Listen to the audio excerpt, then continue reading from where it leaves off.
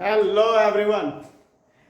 आज हम लोग डबल कॉलम कैश बुक देखेंगे। डबल कॉलम कैश बुक में होगा क्या कि डेबिट में भी अमाउंट के दो कॉलम रहेंगे और क्रेडिट में भी अमाउंट के दो कॉलम रहेंगे। इसके पहले जो हमने दो वीडियो डाला था उसमें सिंगल कॉलम कैश बुक था, मतलब कि उसमें अमाउंट का जो कॉलम था डेबिट में भी एक ही था, एक अमाउंट का कॉलम, और क्रेडिट में भी एक कॉलम था अमाउंट का, पर यहाँ पे दो रहेगा।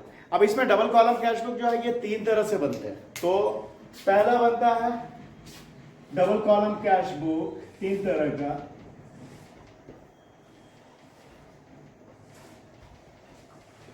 तीन तरह का होता है। एक होता है कैश एंड बैंक कॉलम, मतलब कि इसमें जो दो कॉलम होते हैं, एक कैश के लिए यूज होता है, दूसरा बैंक के अमाउंट के लिए यूज होता है, और दूसरा कैश एंड डिस्काउंट कॉलम,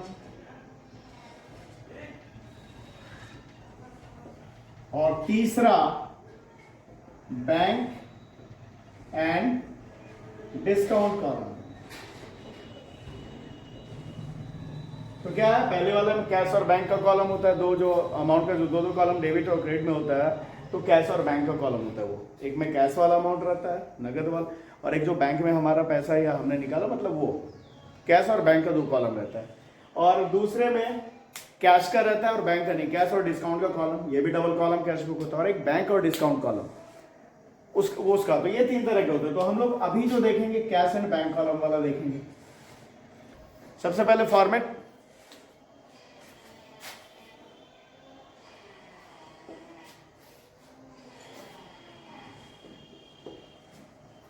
एक तो डेट का, ये डेट का हो गया, फिर वाउचर नंबर, फिर लेजर फॉलियो। इसे थोड़ा पतला पतला ही बनाते हैं, इसकी जरूरत तो है नहीं, मतलब इसमें कुछ लिखा नहीं जाएगा, जरूरत तो है ही है। हाँ, उसके बाद अमाउंट का कॉलम, दो कॉलम अमाउंट का, ठीक है, और इतना ही इस तरफ भी डेट, ठीक है, ये particulars, voucher number, ledger folio, और अमाउंट के दो कॉलम, ठीक है। ये हमारा डबल कॉलम कैश बुक बन रहा है।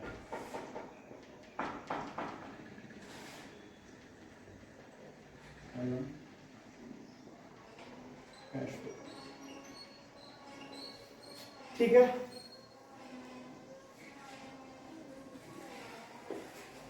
ये डेट,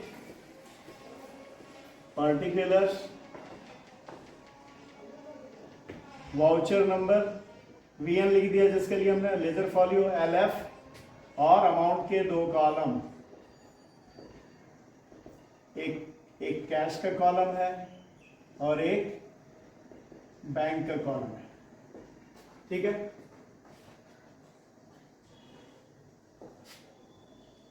फिर इतना ही, जितना डेबिट में उतना ही क्रेडिट में, डेट, पर्टिकुलर्स,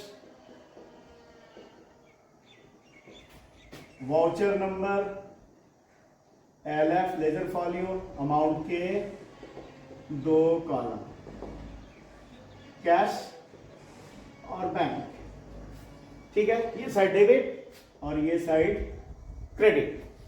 तो ये हो गया फॉर्मेट। अब इसमें दोनों कैश और बैंक दोनों का ट्रांजैक्शन देखेंगे। अब है क्या, सवाल हमने पहले से लिख रखा है, जिस ट्रांजैक्शन में कैश पे असर पड़ेगा वो अमाउंट कैश कॉलम में लिख लेंगे, और जिस ट्रांजैक्शन में बैंक पे असर पड़ेगा, मतलब बैंक के बैलेंस पे असर पड़ेगा, उसे हम बैंक कॉलम में लिखेंगे। तो शुरू करते हैं। ये दिसंबर 1 को हमारा बैलेंस है। सपोज ये साल 2020 है, मान लिया 2020 के दिसंबर 1 को ये हमारा ट्रांजैक्शन सारा है, ठीक है, दिसंबर के मंथ का। तो यहाँ स्टार्ट, सबसे पहले क्या है, दिसंबर 1 को कैश इन हैंड और कैश एट बैंक, मतलब नगद हमारे पास और नगद बैंक में हमारा बैलेंस, मतलब नगद वाला बैलेंस, कैश का बैलेंस हमारे पास और बैंक का बैलेंस दिसंबर 1 को दिया हुआ है। तो बैलेंस जो भी है, चूंकि कैश बैलेंस या बैंक में बैलेंस दोनों एसेट है, एसेट का बैलेंस डेबिट होता है तो उसे कहाँ लिखेंगे लेजर में, डेबिट साइड में लिख देंगे।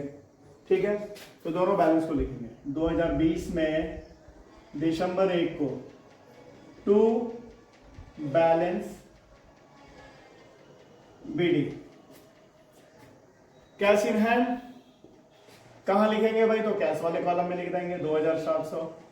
और कैश एट बैंक कहां लिखेंगे भाई, बैंक वाले कॉलम में लिख देंगे 14,200, 14,200। ठीक है, अब उसके आगे देखते हैं। 3 तारीख को है received a cheque from Govind, Govind से एक चेक लिया है।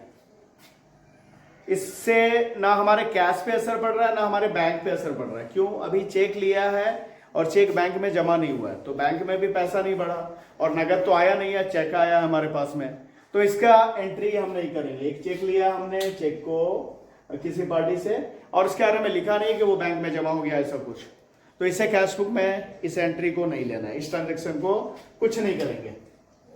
क्योंकि इसका अगर एंट्री भी करने जाए तो क्या एंट्री होगा, एंट्री होगा cheque in hand account debit to Govind account, Govind से हमने चेक लिया है तो इसकी एंट्री हम कैश बुक में नहीं करेंगे।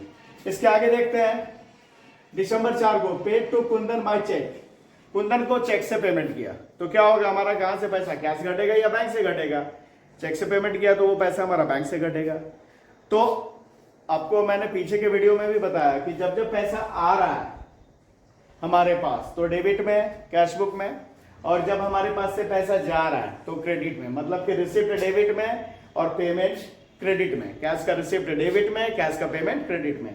तो यहां क्या हो रहा है, paid to Kundan by cheque, cheque को पेमेंट किया हमने तो क्रेडिट में जाएगा। कितने तारीख को भाई, तो 4 तारीख को, 4 तारीख को दिसंबर 4 को किसे दिया है, कुंदन को दिया है तो बाय कुंदन, और असर कहां पड़ रहा है, चेक से पेमेंट वो किया हमने बाय कुंदन से अकाउंट, तो असर कहां पड़ रहा है, बैंक से घटेगा पैसा हमारे। तो क्या बताया मैंने, जिस ट्रांजैक्शन का असर कैश पे पड़ेगा उसे कैश वाले कॉलम में, जिस ट्रांजैक्शन का असर बैंक पे पड़ेगा उसे बैंक वाले कॉलम में। तो इसे हम कहां लिखेंगे, बैंक वाले कॉलम में।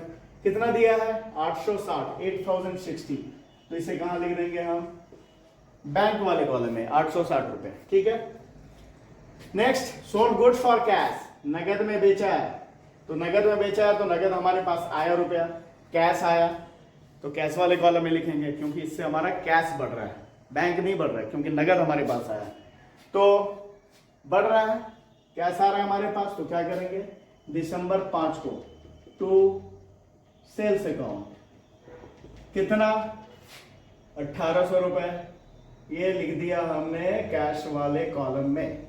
ठीक है, इसके बाद paid taxes by cheque, cheque से टैक्स का पेमेंट किया है तो फिर कहां असर पड़ रहा है, बैंक पे असर पड़ रहा है, टैक्स का जो पेमेंट किया हमने चेक से किया है तो जो घटेगा पैसा कहां से घटेगा, बैंक से घटेगा, तो बैंक पे दिखाएंगे, बैंक वाले कॉलम में अमाउंट दिखाएंगे, और किधर दिखाएंगे, तो क्रेडिट में दिखाएंगे, पैसा जा रहा है ना। कितने तारीख को, 10 तारीख को, तो बाय टैक्सेस अकाउंट, कितना, 150 रुपए, किस कॉलम में, तो बैंक वाले कॉलम में 150 रुपए। ठीक है, ठीक है। Next, about postage stamp for cash, postage stamp खरीदा, नगद में खरीदा, तो ये भी हमारे पास से पैसा जा रहा है तो इसे भी लिखेंगे, इस इधर ही क्रेडिट में लिखेंगे। कितने तारीख को, 12 तारीख को, by postage and stamps account, किस कॉलम में, तो कैश में दिया है तो कैश वाले कॉलम में जाएगा 50 रुपए। ठीक है, next, Ravi paid his dues in cash, Ravi के पास हमारा पैसा था वो हमें पे कर रहा है, और कैसे कर रहा है, कैश में पे कर रहा है, तो पैसा आ रहा है हमारे पास तो डेबिट में 18 को टू रवीज अकाउंट, कितना, 3,500, पर लिखेंगे किस कॉलम में, तो कैश वाले कॉलम में, क्योंकि कैश आ रहा है हमारे पास। अब अगला क्या है, 19 तारीख को, deposited the cheque of Govind into bank. ठीक है, ये क्या है, गोविंद से जो चेक मिला था वो हमने बैंक में आज 19 तारीख को जमा किया, तो गोविंद से मिला था कब भाई, तो यहाँ पे देखता है 3 तारीख को received a cheque from Govind 3100 का, इसका हमने एंट्री नहीं किया था। क्यों नहीं किया था? ना कैश पे असर पड़ रहा था ना बैंक पे असर पड़ रहा था, तो कैश बुक में नहीं लिया था। पर वो चेक अब जाकर बैंक में जमा हो रहा है तो बैंक में बढ़ेगा। आज के डेट में एंट्री करेंगे, बैंक हमारा बढ़ रहा है, पैसा आ रहा है, तो डेबिट में करेंगे एंट्री 19 तारीख को to cheque in hand account. जो हमारे पास रखा हुआ चेक था वो हमने बैंक में जमा करा दिया, तो बैंक में पैसा बढ़ गया। ठीक है, तो यहां पे किस कॉलम में लिखेंगे भाई? बैंक कॉलम में लिखेंगे। कितना? तो यही 3100, 3100। समझ में आया? ये जो 3 तारीख को चेक मिला था गोविंद से 3100 रुपए का, लेकिन उस चेक के बारे में लिखा नहीं था कि वो बैंक में जमा हो गया, तो चेक अपने पास ही था पड़ा हुआ, लेकिन ना तो कैश बढ़ा ना बैंक बढ़ा, तो उसका एंट्री उस 3 तारीख को हमने बिल्कुल नहीं किया कैश बुक में। पर 19 को जब वो चेक बैंक में जमा हो रहा है तब उसे हमने कैश बुक के डेबिट में बैंक कॉलम में दिखा दिया। ठीक है, उसके बाद विड्रू फ्रॉम बैंक से निकाला। अब ये क्या है इसे समझना है। बैंक से निकालते हैं तो क्या एंट्री होता है? Cash account debit to bank account. यहां क्या देख रहे हैं? हमारा कैश बढ़ जा रहा है, बैंक घट जा रहा है। और ये जो कैश बुक है डबल कॉलम कैश बुक, इसमें कैश और बैंक दोनों कॉलम है। तो बैंक से जैसे ही हमने रुपया निकाला तो कैश हमारा बढ़ गया, बैंक हमारा घट गया, तो हमें तो दोनों तरफ एंट्री करना होगा। कैश कॉलम में भी जाएगा, बैंक कॉलम में भी जाएगा। एक कॉलम बढ़ रहा है, हमारा कैश वाला कॉलम बढ़ जा रहा है और बैंक वाला कॉलम घट जाएगा। ठीक है, तो ये कॉन्ट्रा एंट्री है। तो अगर हम बैंक से पैसा निकालेंगे या बैंक में पैसा जमा करेंगे तो इस केस में ये कॉन्ट्रा एंट्रीज होंगे, क्योंकि इसका असर दोनों पे पड़ेगा, कैश पे भी पड़ रहा है, बैंक पे भी पड़ रहा है। तो क्या एंट्री होगा? तो भाई कैश हमारा बढ़ रहा है तो डेबिट में लिखेंगे कैश कॉलम में। कितने तारीख को? 20 तारीख को। क्या लिखेंगे डेबिट में? To bank account. हमारा कैश बढ़ रहा है, कैश कॉलम में लिख दिया हमने। कितना कितना निकाला है? 1500 रुपए। तो कैश कॉलम में 1500 रुपए बढ़ा देना मतलब डेबिट में, क्योंकि रुपया बढ़ेगा या रुपया आएगा तो डेबिट में, रुपया घटेगा या रुपया जाएगा तो क्रेडिट में। ठीक है, तो बैंक से पैसा निकाला तो कैश हमारा बढ़ गया, तो ये इस तरफ लिखा। और तो हमारा कैश हमारा बढ़ गया और निकाला है बैंक से तो बैंक का अमाउंट तो घट गया, तो उसे लिखेंगे क्रेडिट में उसी 20 तारीख को बाय कैश अकाउंट। किस कॉलम में? तो बैंक वाले कॉलम में। बात समझ में आया? क्या किया हमने? बैंक से पैसा निकाला तो कैश बढ़ा तो डेबिट में कैश बुक के डेबिट में कैश कॉलम में लिख दिया 1500 रुपया टू बैंक, और बैंक हमारा घटा इसलिए कैश बुक के क्रेडिट कॉलम में बाय कैश लिख दिया बैंक वाले कॉलम में 1500 रुपया। ये हमारा कॉन्ट्रा एंट्री से हम कहते हैं कॉन्ट्रा एंट्री, जिसका असर दोनों तरफ पड़ता है। तो उसके सामने पहचानने के लिए, उसकी पहचान के लिए कि ये कॉन्ट्रा एंट्री है, सी लिख देते हैं। क्या लिख दिया हमने? सी लिख दिया। इससे कॉन्ट्रा एंट्री की पहचान हो जाती है। ठीक है, इसलिए सी लिख दिया है। उसके बाद आते हैं आगे है sold goods by cheque and deposited into bank. माल नगद बेचा जिसके लिए चेक लिया और चेक को बैंक में जमा करा दिया, तो ये एंट्री हो जाएगा बैंक में। यहां पे क्यों नहीं हुआ? चूंकि चेक को बैंक में जमा करने की बात नहीं थी, गोविंद वाला जो चेक था वो बैंक में जमा हुआ नहीं था, इसलिए उस डेट को कोई एंट्री नहीं किया था हमने कैश बुक में। पर ये चेक, ये जो बेचा गया माल उसके लिए चेक मिला है और चेक बैंक में जमा हो गया, तो डेबिट में पैसा आ रहा है, बैंक में बढ़ रहा है, तो डेबिट में 23 तारीख को टू सेल्स अकाउंट। कितना? 4000 रुपया। किस कॉलम में? तो बैंक वाले कॉलम में। उसके बाद बाउट गुड्स बाय चेक, माल खरीदा उसका पेमेंट चेक से किया, तो मेरा खरीदने में पैसा गया, बैंक से अब पैसा घटेगा, तो किधर क्रेडिट में लिखना है? कितने तारीख को? 27 तारीख को बाय परचेजेस अकाउंट। कहाँ, किस कॉलम में डालेंगे? तो असर पड़ रहा है बैंक पे, तो बैंक में डालेंगे। कितना भाई? तो 5000 रुपए, 5000। और उसके बाद withdrew from bank for personal use, ये पर्सनल यूज के लिए बिजनेस के मालिक द्वारा पैसा निकाला गया, तो ये ड्राइंग्स हो गया। इसमें पैसा घटा, पर घटा कहां से? बैंक से। दूसरे बैंक कॉलम में लिखेंगे क्रेडिट में कितने तारीख को? 31 को, बाय ड्राइंग्स अकाउंट, किस कॉलम में? तो बैंक के कॉलम में 2000। ठीक है, अब क्या करना है हमें? इसका बैलेंस करना है। तो बैलेंस करने में ध्यान रखना है, कैश वाले से डेबिट से कैश वाला क्रेडिट का कॉलम का बैलेंस करना है, और बैंक वाले डेबिट कॉलम से बैंक वाले क्रेडिट कॉलम का बैलेंस करना है। ठीक है, तो इस तरफ जो है कैश कॉलम का टोटल हो जा रहा है 9500, और बैंक कॉलम का 21,300। ठीक है, उसके बाद इससे इस तरफ इसी टोटल को लिख देंगे, लेजर में जैसे करते थे बिल्कुल उसी तरह, जो ज्यादा टोटल है जिस तरफ का उसी टोटल को दोनों तरफ लिखते हैं, है ना। तो अब क्या करेंगे, इस तरफ लिखेंगे 9500, कैश कॉलम में लिख दिया कैश कॉलम वाला टोटल, और उसमें से ऊपर का जो है उसे डिडक्ट करेंगे। तो मात्र 50 रुपया डिडक्ट करने के लिए, तो इसे घटाते हैं अगर इससे, तो कितना बचता है? 9450। ये हो गया हमारा किसका? तो कैश कॉलम, मतलब कैश हमारे पास बचा हुआ है 9450 रुपया। आया इतना कैश, और उसमें से खर्च इतना रुपया हुआ कैश, और बचा हुआ 9450 है। और अब उसका देखते हैं, तो 21300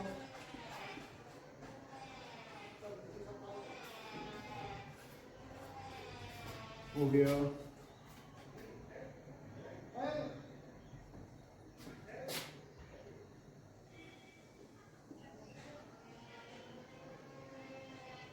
ये है 11,790 बचा। अब बैंक का क्या है कि बैंक में इतना रुपया आया और इतना रुपया बैंक से निकला, तो ये बचा हुआ रुपया हमारा है, ये बैलेंस किया हमने।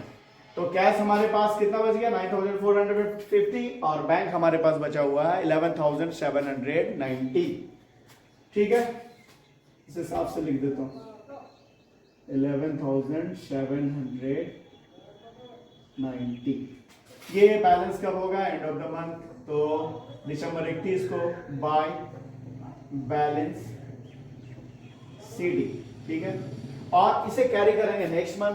तो नेक्स्ट मंथ भाई 2020 के बाद में जनवरी जो आएगा 2021 का आएगा, तो 2021 के जनवरी 1 को टू बैलेंस BD कितना? 9,450, 11,790। तो ये था डबल कॉलम कैश बुक। इसके आगे भी अभी डबल कॉलम कैश बुक और भी बनाना है, और भी सीखना है। और तो इस वीडियो में इतना ही। अगर आपको हमारे वीडियोस पसंद आ रहे हैं तो चैनल को लाइक और सब्सक्राइब करना भूलेंगे नहीं। Thank you.